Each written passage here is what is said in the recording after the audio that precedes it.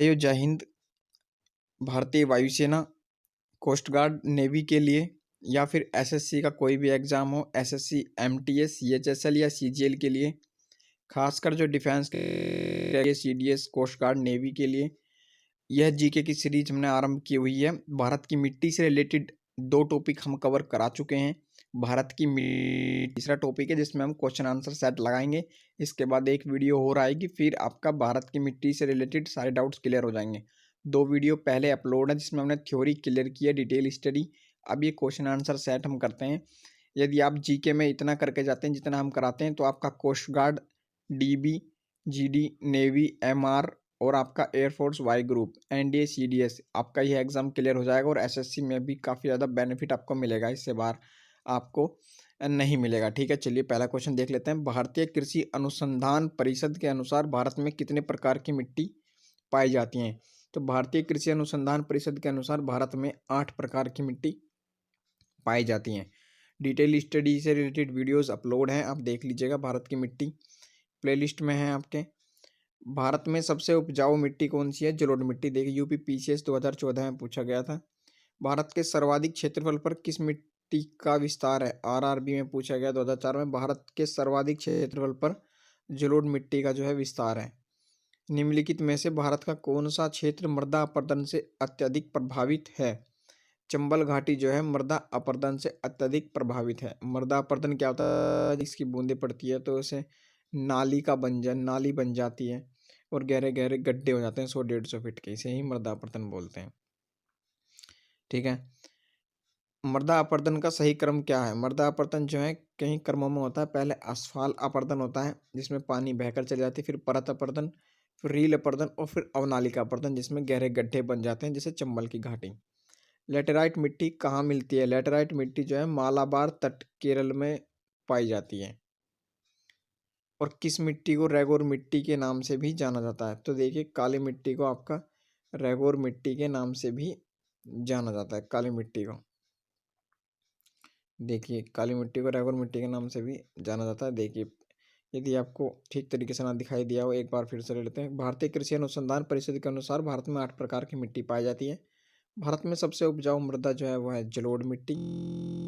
भारत के सर्वाधिक क्षेत्रफल पर किस प्रकार की मिट्टी का विस्तार है? जलोढ़ मिट्टी का। और सबसे ज़्यादा मृदा अपरदन चंबल की घाटी में होता है। और मृदा अपरदन का सही क्रम क्या है? असफाल अपरदन, परत, रील और अवनालिका। लेटेराइट मिट्टी कहाँ मिलती है? मालाबार तट, केरल में मिलती है। और किस मिट्टी को रेगोर मिट्टी कहते हैं? काली मिट्टी को ही रेगोर मिट्टी कहते हैं। ठीक है, टॉप 50 क्वेश्चन हम आपके कराएंगे, फिर इससे बाहर नहीं आएगा। कौन सी मिट्टी का निर्माण बेसाल्ट लावा के अपक्षय? मिट्टी का निर्माण जो है बेसाल्ट चट्टानों के टूट फूट से होता है। क्षेत्रफल के आधार पर भारत की मिट्टी का सही क्रम क्या है? जलोढ़ मिट्टी सबसे ज़्यादा पाई जाती है, फिर लाल, फिर काली और फिर अंत में लेटेराइट मिट्टी। तटीय और उत्तर के मैदानों में कौन सी मृदा सबसे अधिक पाई जाती है? जलोढ़ मिट्टी। नवीन जलोढ़ मिट्टी खादर के नाम से जानी जाती है और पुरानी जलोढ़ मिट्टी बांगर के नाम से जानी जाती है। नदियों के किनारे जो मिट्टी पे परत चढ़ती रहती है वे खादर, और जब पानी के बहाव से नहीं बनती रहती है वो बांगर। मृदा अपरदन को रोका जा सकता है वनारोपण करके। ठीक है, भारत में सबसे अधिक उपजाऊ मिट्टी कौन सी है? जलोढ़ मिट्टी। और रेगोर मिट्टी कहाँ पाई जाती है? ये महाराष्ट्र में पाई जाती है, रेगोर मिट्टी या काली मिट्टी। लेटेराइट मिट्टी में किसकी उपस्थिति के कारण रंग इसका लाल होता है? आईएएस 2013 में पूछा गया था। लेटेराइट मिट्टी में जो है लोहो ऑक्साइड के कारण इसका रंग लाल होता है। स्वतः जुताई वाली मिट्टी किसे कहा जाता है? काली मिट्टी। से फर्टिलाइजर की ज़्यादा आवश्यकता नहीं होती, इसमें उर्वरकता प्रचुर मात्रा में पाई जाती है। पुरानी जलोढ़ मिट्टी बांगर के नाम से जानी जाती है और नई जलोढ़ मिट्टी खादर के नाम से जानी जाती है। गंगा के मैदानों की पुरानी कछहरी मिट्टी क्या? कछारी मिट्टी, दोमट मिट्टी और जलोढ़ मिट्टी, ये एक ही मिट्टी के नाम है। किस प्रकार की मिट्टी के लिए न्यूनतम उर्वरक की आवश्यकता होती है? जलोढ़ मिट्टी के लिए न्यूनतम उर्वरक की आवश्यकता होती है। भारत में सबसे बड़ा मिट्टी का वर्ग क्या है? कछारी मिट्टी, जलोढ़ मिट्टी या दोमट मिट्टी जो है भारत में सबसे अधिक पाई जाती है। यदि आपको इस वीडियो का पीडीएफ चाहिए तो आप टेलीग्राम ग्रुप ज्वाइन कर सकते हैं, अजय महेंद्र जीके के नाम से।